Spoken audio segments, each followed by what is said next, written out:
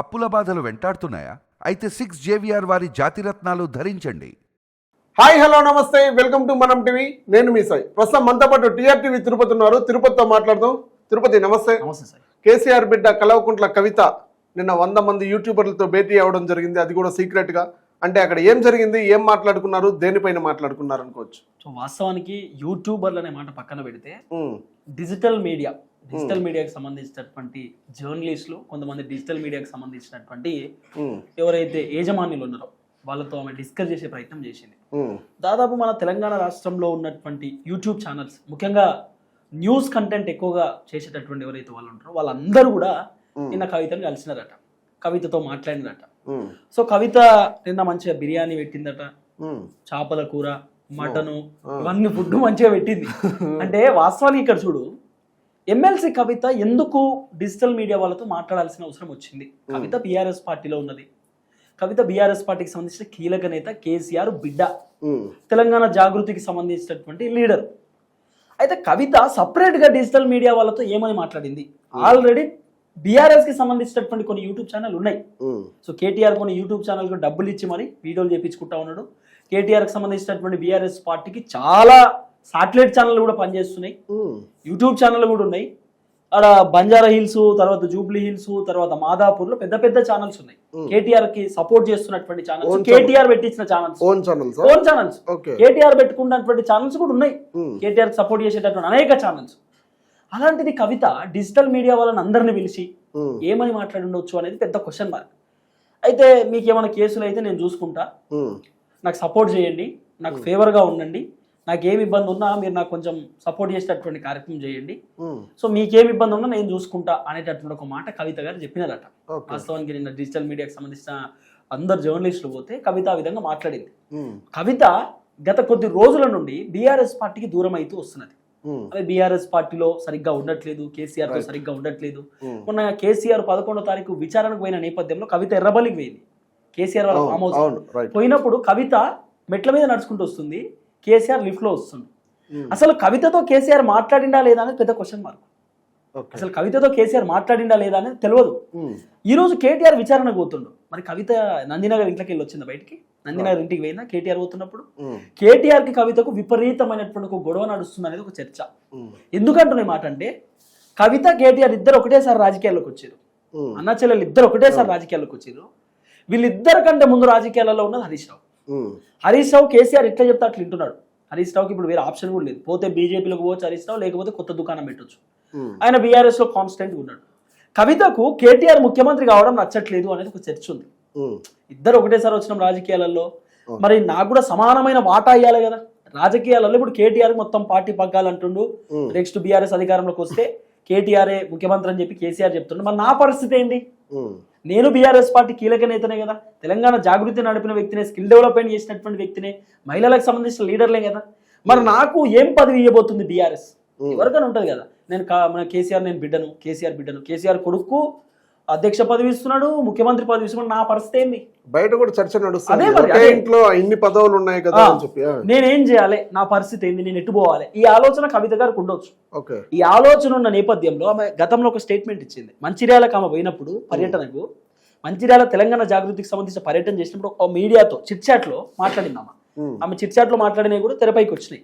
వాస్తవానికి without camera మన పేపర్లకు సంబంధించిన జర్నలిస్టులు పోతాం కదా, అప్పుడు మీడియా చిట్ చాట్స్ లో మాట్లాడిందామా ఏమన్నదంటే, కేసీఆర్ కింద పనిచేయడానికి రెడీగా ఉన్నాం, కానీ వేరే నాయకుడిని మేము ఊహించుకోలేము, వేరే నాయకత్వాన్ని మేము కోరుకోము. వేరే నాయకుడు అంటే ఎవరు? వేరే నాయకుడు అంటే ఇప్పుడు అఫ్ కోర్స్ బీఆర్ఎస్ పార్టీలో నెక్స్ట్ లీడర్ కేటీఆర్. ఇప్పుడు ఆల్రెడీ కేటీఆర్ కోసమే వర్కింగ్ ప్రెసిడెంట్ పోస్ట్ ఉన్నది. ఇప్పుడు వర్కింగ్ ప్రెసిడెంట్ అనే పదవి కవితకు కావాలి. ఇప్పుడు ప్రెసిడెంట్ పోస్ట్ కేసీఆర్ కి ఇన్ని రోజులు ఉంటుండే, వర్కింగ్ ప్రెసిడెంట్ అంటే ప్రెసిడెంట్ కింద వర్కింగ్ ప్రెసిడెంట్ కేటీఆర్ ఉంటుండే.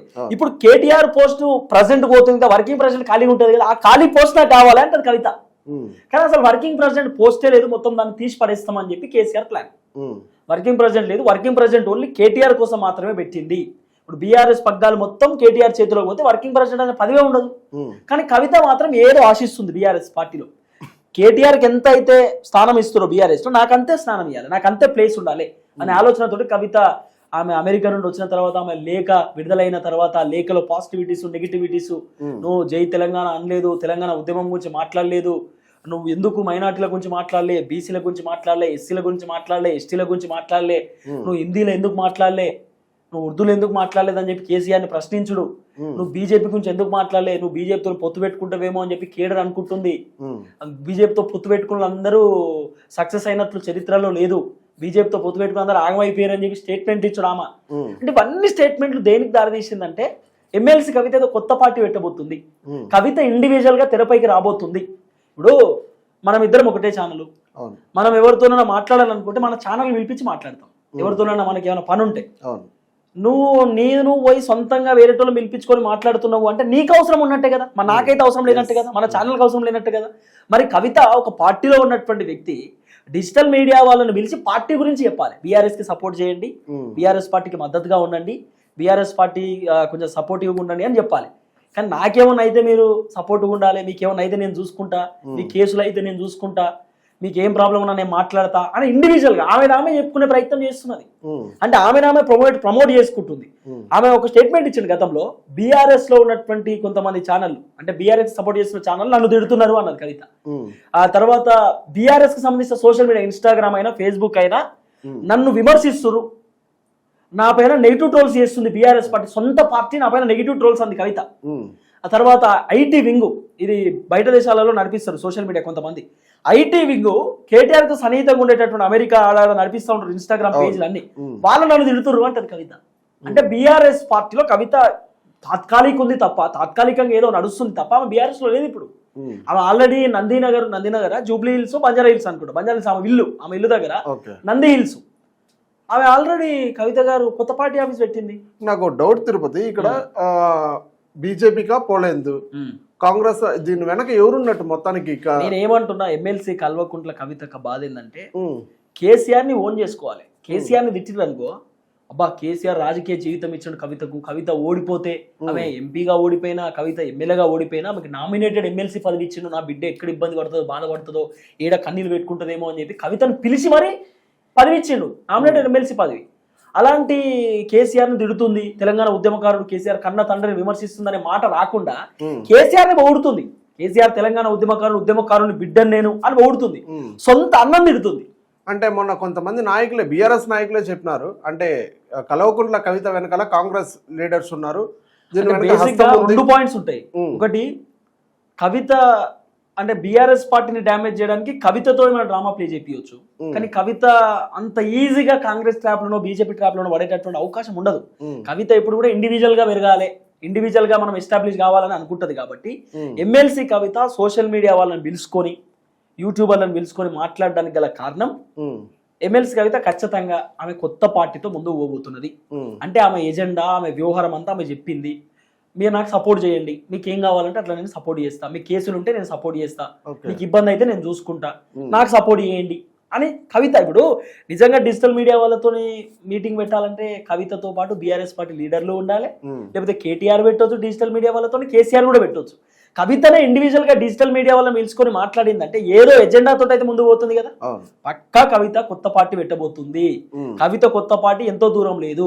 కవిత కొత్త పార్టీ జిహెచ్ఎంసీ ఎలక్షన్స్ కంటే ముందు, జిహెచ్ఎంసీ ఎన్నికలలో కవిత కొత్త పార్టీ తోటి ఆమె ఎలక్షన్స్ లో పోటీ చేయడానికి కూడా రెడీగా ఉందనే ఒక చర్చ మాత్రం ఉంది. కాబట్టి సపోర్ట్ కోసం ఇప్పుడు ఏదున్నా డిజిటల్ మీడియా, సాటిలైట్ మీడియా కూడా చూసే పరిస్థితి లేదు.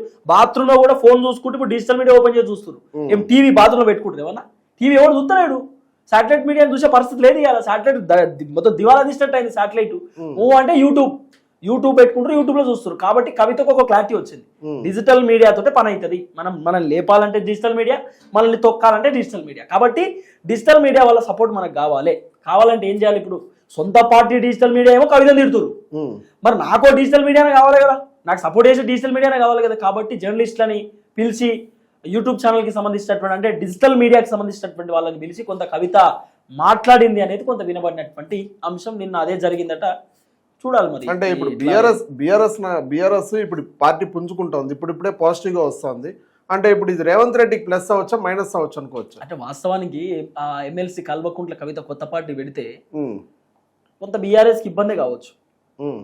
బీఆర్ఎస్ కి ఇబ్బంది కావచ్చు, బీఆర్ఎస్ పైన వ్యతిరేకత కూడా రావచ్చు. అంటే సొంత బిడ్డనే కేసీఆర్ ని కాదని పార్టీ పెట్టింది, మరి బీఆర్ఎస్ పార్టీలో గిన్ని పంచాయతీ లేని బిడ్డనే కాదని చెప్పి బయటికి తోలిర్రా, అంటే బిడ్డను పట్టించుకోలేదా అందుకే బిడ్డ బయటకు వచ్చిందా అనేటటువంటి ఒక చర్చ ఉండొచ్చు.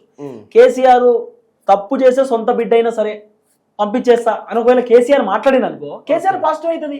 ఢిల్లీ లిక్కర్ స్కామ్ చేసింది, బీఆర్ఎస్ పార్టీని తిడుతుంది, బీఆర్ఎస్ పార్టీని విమర్శిస్తుంది, ఇసుంటా మాకెందుకు అందుకే వద్దని చెప్పిన కేసీఆర్ చెప్పుకుంటే ఖచ్చితంగా బీఆర్ఎస్ కు పాజిటివ్ అవుతుంది. ఢిల్లీ లిక్కర్ స్కామ్ చేసింది, జైలుకు పోయి వచ్చింది, ఇలాంటి వ్యక్తి మాకెందుకు అని కేసీఆర్ చెప్తే కథమే కదా, ఆమె ఎన్ని పార్టీ అయితే దుకాణం బంద్ అన్నట్టు కదా. సో రెండు పాజిటివిటీస్ నెగిటివ్స్ కూడా ఖచ్చితంగా ఉంటాయి. కానీ కవిత కొత్త పార్టీ పెడుతుంది, ఆ సపోర్ట్ కోసమే కవిత డిజిటల్ మీడియా వాళ్ళతో మాట్లాడింది అనేది ఒక చర్చ. Thank thank you so much sir.